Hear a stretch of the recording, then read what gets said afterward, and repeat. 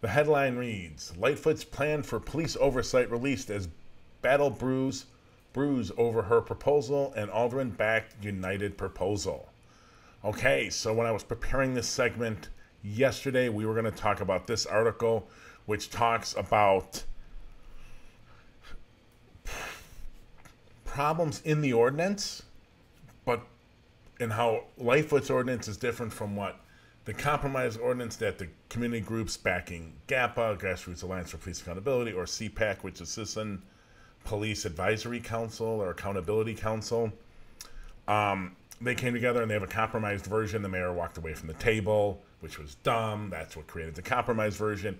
She walked away months ago and said she's going to create her own, and now we've waited months and months, and the mayor has whiffed. Total bummer. This ordinance is not good. There's many issues with it. So,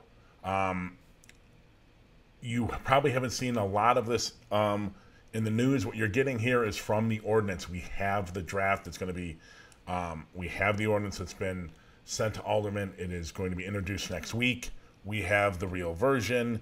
We'll be talking more in depth about it next week, but I wanted to get you some highlights of at least what I read today and notice some differences. So the differences is going to be the compromise ordinance that has been working on for 6 years. You can look at past shows in the archives on YouTube and Facebook.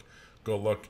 We've interviewed both people from Desmond Yancey from GAPA many months ago, over the summer, I believe, last year, or early fall. And then just a couple months ago, we interviewed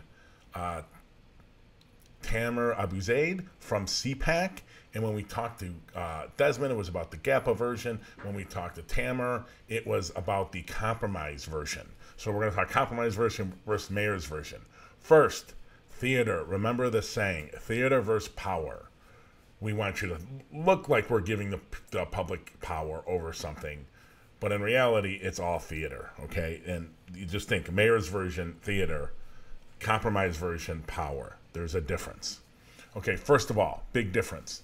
No binding referendum.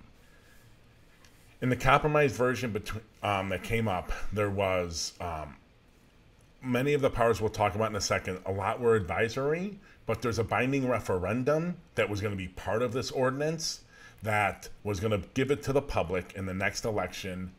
She came in 19, so 23, I think that is, if I got my numbers right, on February of 23. That ordinance would let it be decided by the people. It'd be a binding referendum about how much power this community council commission should have. That has the possibility of massively increasing the power of the commission. So some of this stuff is reasonably aligned between the mayor's office as a compromise in the compromise version. However, the mayor's version doesn't have the binding referendum, which could really jack up the power of this commission. And I believe that that referendum would pass. That would be my bet in Chicago right now. All right. So the mayor's version, no binding referendum. The mayor's version also allows the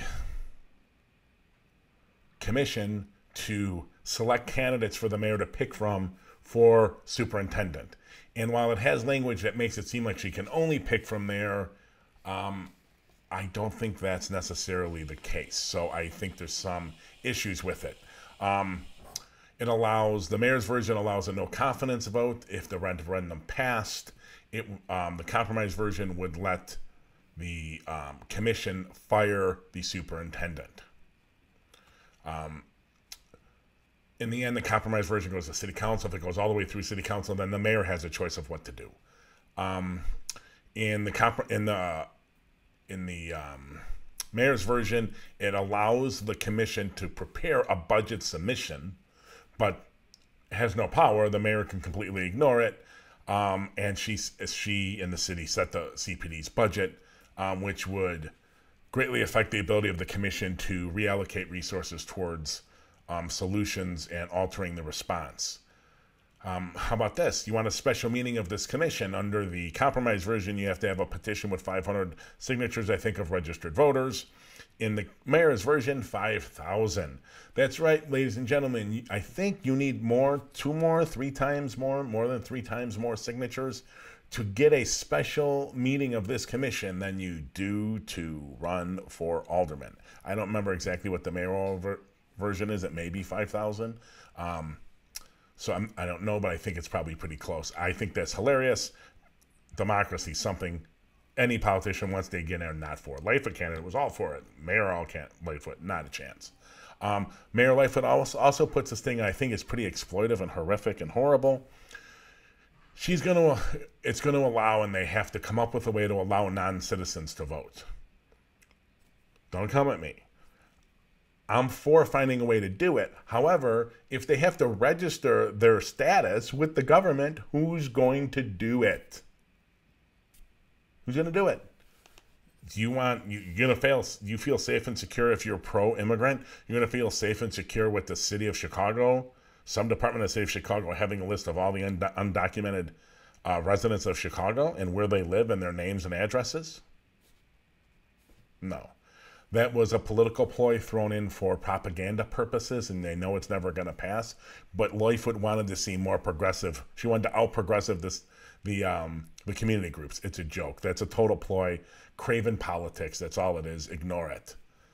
A policy. The commission, if on the referendum version, on the compromise version, the commission would have the ability to set police policy and policy for COPA and the police board. And Deputy Inspector General for Public Safety and any agencies that come forward after that. In the mayor's version, if there's a disagreement between the police and the commission, nothing can go up in front of the city council unless everything's worked out. And if it doesn't get worked out, it's up to the mayor. Doesn't seem like much power there. If records are denied the commission, if they seek records from COPA or the police board or the police department, the Deputy Public Safety Inspector General, and there's a disagreement about whether or not they can get access, the commission can file a complaint with the Office of the Inspector General. Okay, they're never going to get the records. Powerless, weak. Here's 2 last things that I noticed. The budgets, the mayor has a budget of 0.075% of the city's budget. And as I remember, the compromise version has a 0.22% of the CPD's budget for this commission. So the mayor has literally cut the budget by 2/3. That's how much she cares about police misconduct. She's going to cut the budget for this new commission by 2/3. Also, all the commissioners and district council members, which are similar. The mayor has it similarly situated and worked out as the compromise version, but they're all part-time and they have no staff. So that's from a quick reading the differences. Obviously, things are going to be breaking over the next week or so. We are streaming next Wednesday, so I'm sure we'll have more to talk about it. I consider this a whiff. I don't consider it a starting point. I don't consider it something to negotiate with her. The community groups should force their version through, and whatever aldermen don't sponsor it, they should just vote out. It's going to be really interesting because Talafario, the alderman Talafario, who runs the police and fire committee, who is totally beholden to the mayor, 100%, no different than anyone has been for Rahm or anyone was for Daley. It's the same corruption, different players. Seems to back the mayor's version emphatically. It's a joke. We'll see. Does the Black Caucus or Latino Caucus have the guts to do and be independent? I don't think so. I wouldn't be surprised if you saw the mayor's version get introduced next week and pass in a few weeks with very little fight from any of them because they're all weak and useless.